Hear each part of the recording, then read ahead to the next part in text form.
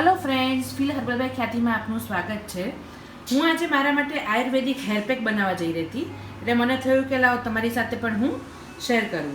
હવે આજકાલ આપણે કેવું છે કે શેમ્પૂ એ બહારનું બધું, પછી ખાવા પીવાનું આપણું અલગ થઈ ગયું છે, પછી પાણી પણ આપણું ખરાબ થઈ ગયું છે, એટલે વાળને જોઈએ એવું પોષણ મળતું નથી। એટલે આપણે અઠવાડિયામાં 1 કે 2 વખત આવી રીતના આયુર્વેદિક હેર પેક જો લગાડીએ ને તો વાળને ખૂબ જ સારો ગ્રોથ મળે। હવે એના માટે મેં શું કર્યું છે કે પહેલાં 2 ચમચી અહીંયા મેં શિકાકાઈ પાવડર લીધો છે। શિકાકાઈ વાળને જાડા અને મજબૂત બનાવે છે અને નેચરલી વાળને રિજનરેટ કરે છે અને વાળની લંબાઈ વધારે છે। પછી મેં અહીંયા જાસૂદના ફૂલનો પાવડર લીધો છે। હવે જાસૂદના ફૂલનો પાવડર જે છે એ તમને ખબર જ છે કે કેટલું વાળ માટે સારું છે। 2 ચમચી જાસૂદના ફૂલનો પાવડર છે। હવે એ જાસૂદના ફૂલનો પાવડર છે એમાં રહેલું એમિનો એસિડ બ્લડ સર્ક્યુલેશન વધારે છે, જેથી વાળનો ગ્રોથ થવામાં મદદરૂપ થાય છે અને તે વાળને કન્ડિશન પણ કરે છે, એટલે વાળને એકદમ સ્મૂથ બનાવે છે। પછી હું અહીંયા ત્રિફળા પાવડર લેવા જઈ છું। 2 ચમચી ત્રિફળા પાવડર છે। એ ત્રિફળા પાવડરમાં એન્ટીફંગલ અને એન્ટીબેક્ટેરિયલ પ્રોપર્ટી રહેલી છે, એ જે વાળને ગ્રોથ કરવામાં મદદ કરે છે। એને તમે ખાલી ત્રિફળા પાવડરને પણ કોકોનટ ઓઇલમાં મિક્સ કરીને જો વાળમાં લગાડો ને, અડધો કલાક કે પોણો કલાક રાખીને પછી શેમ્પૂ કરી નાખો તો એ પણ તમને ખૂબ જ સારું એવું વાળમાં ગ્રોથ આપે છે। પછી મેં અહીંયા 2 ચમચી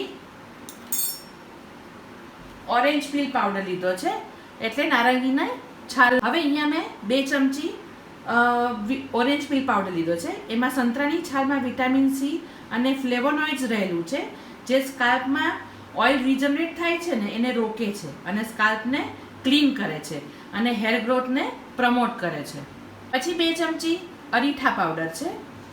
હવે અરીઠા વાળને અને સ્કાલ્પને ક્લીન કરે છે અને હેર ગ્રોથને સ્ટિમ્યુલેટ કરે છે।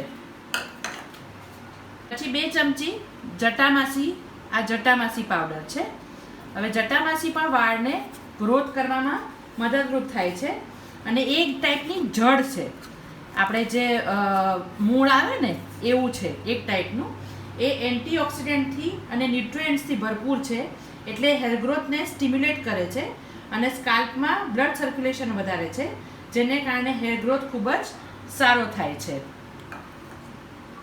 પછી 2 ચમચી મેં અહીંયા આ આંબળાનો પાવડર લીધો છે। આમ તો ત્રિફળામાં આંબળા હતા જ, એટલે ત્રિફળામાં પણ હતું જ, પણ મેં અલગથી વધારે નાખ્યું છે કે જે વ્હાઈટ હેર થઈ ગયા હોય ને એને એ સારા કરે। હવે આંબળા જે છે એ ખોડો દૂર કરે છે, સ્કાલ્પમાં થતી ઇચીનેસ દૂર કરે છે, હેર ગ્રોથને પ્રમોટ પણ કરે છે, વાળને મજબૂત બનાવે છે અને આપણી ડ્રાયનેસ વાળમાં જે હોય એ દૂર કરે છે। હવે આપણે 2 ચમચી ભૃંગરાજ લઈએ છીએ।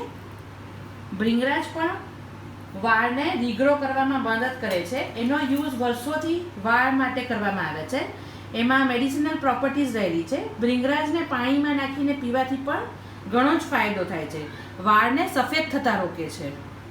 2 ચમચી બ્રાહ્મી નાખું છું। 2 ચમચી બ્રાહ્મી છે। હવે બ્રાહ્મી એ જ્યાં વાળ ઓછા થઈ રહ્યા હોય ને ત્યાં નવા વાળ ઉગાડે છે, એટલે એવું નથી કે વાળ જ્યાં નીકળી ગયા હોય ત્યાં વર્ષો સુધી બાલ્ડનેસ હોય ત્યાં નથી ઉગાડતું। જ્યારે હજી શરૂઆત હોય તમારા વાળ ખરવાની અને ઓછા થવાની, ત્યારે એ તમને પરિણામ આપે છે। તે હેર ગ્રોથમાં મદદ કરે છે અને બૂસ્ટ કરે છે, વાળને ખરતા અટકાવે છે, ખોડો દૂર કરે છે અને એમાં થતી સ્કિનમાં જે સ્કાલ્પમાં બળતરા થતી હોય એ દૂર કરે છે। પછી મેં 2 ચમચી અહીંયા મેથી પાવડર નાખ્યો છે।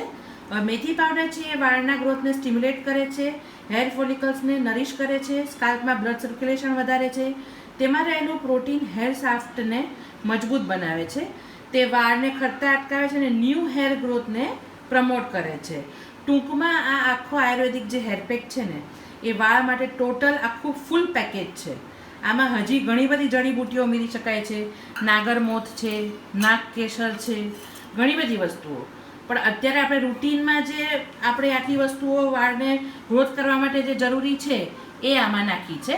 હવે હું આને તમે આની અંદર હજી કમળના ફૂલનો પાવડર છે એ પણ નાખી શકો છો, એ પણ ખૂબ જ ગ્રોથ કરે છે, વાળ માટે સારું છે.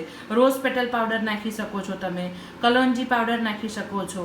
આમાં ઘણું બધું તમારી પાસે જે હોય અવેલેબલ, 2 થી 3 પાવડર હોય તો પણ તમે પેક બનાવી શકો છો. અને આટલા બધા ના હોય, ખાલી ત્રિફળા હોય તો ત્રિફળાનો પણ તમે પેક બનાવીને નાખી શકો છો. હવે તમે આને સાદા પાણીથી તમે પલાળો, અથવા તમે છાશથી પલાળો, દહીંથી પલાળો, અથવા કોઈ પણ ચાના પાણીથી. હું અહીંયા જે ભાતનો પેલો રાઈસ માલ્ટ હતો ને એનાથી હું એને પલાળી દઉં છું, એટલે મારા વાળ સ્મૂથ પણ થાય અને ગ્રોથમાં પણ સારું રહે. એટલે હું એનાથી પલાળી રહી છું. હું હવે એને મિક્સ કરી નાખું છું. મારે હજી એક પાવડર નાખવાનો રહી ગયો હતો. આ છે કરી લીફ પાવડર, એટલે મીઠા લીમડાનો પાવડર છે. એ તો તમને ખબર છે, વાળને મજબૂત બનાવે છે, વાળને સફેદ થતા હોય એને અટકાવે છે અને ગ્રોથ સારો કરે છે. ફ્રેન્ડ્સ, આપણો પેક મિક્સ થઈને રેડી થઈ ગયો છે.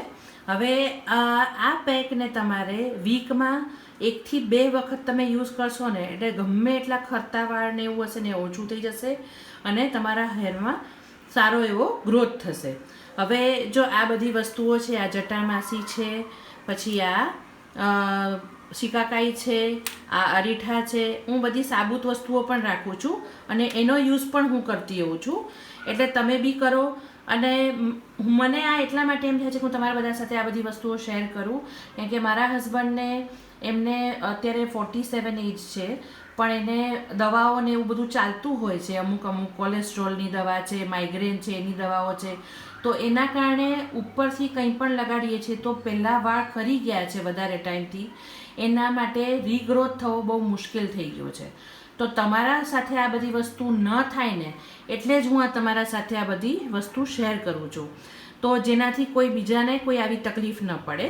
અને જો ઇન્ટરનલી પ્રોબ્લેમ હોય, B12 D3 એનો હોય, તો તમે ડૉક્ટરને બતાવીને તમે એનું સોલ્યુશન લાવો. જો તમે કોઈ સર્જરી કરાવી હોય, તો તમને એનેસ્થેસિયા લીધો હોય કે કોઈ મેડિસિન ચાલતી હોય, તો ઇન્ટરનલી જે પણ પ્રોબ્લેમ હોય ને ઇન્ટરનલી તમે સોલ્વ કરવાની કોશિશ કરો. અને આવા હેર પેક ને એવું લગાડવાનું ચાલુ કરો તો હેર પ્રોબ્લેમ્સ તમારા ઓલમોસ્ટ દૂર થઈ જશે. જે વાળ ખરતા હશે ને એ તો બંધ જ થઈ જશે. બરાબર છે? તો ફ્રેન્ડ્સ, આવી જ નવી નવી રેમેડી અને રેસિપીઝ જોવા માટે મારી ચેનલને લાઈક કરો, શેર કરો અને સબસ્ક્રાઈબ કરો. હા, એક વસ્તુ કહેવાની રહી ગઈ છે કે આ પેકને હવે 24 કલાક રાખી, હું આજે સાંજે મેં પલાળ્યું છે, કાલ સવારે હું એને મારા માથામાં નાખીશ. 1 કલાક માથામાં રાખવાનું છે અને પછી હું શેમ્પૂ કરી નાખીશ. બરાબર છે? હવે આ તમને ડ્રાય પડે એવું લાગે તો આની અંદર સવારે તમે જ્યારે નાખો ત્યારે 1 થી 2 ચમચી કોકોનટ ઓઇલ અથવા ઓલિવ ઓઇલ કે તલનું તેલ, તમને જે ભાવે એ તેલ તમે નાખી શકો છો અંદર, એટલે વાળ તમારા એકદમ સ્મૂથ રહેશે. બરાબર છે? બસ, થેન્ક્સ ફોર વોચિંગ.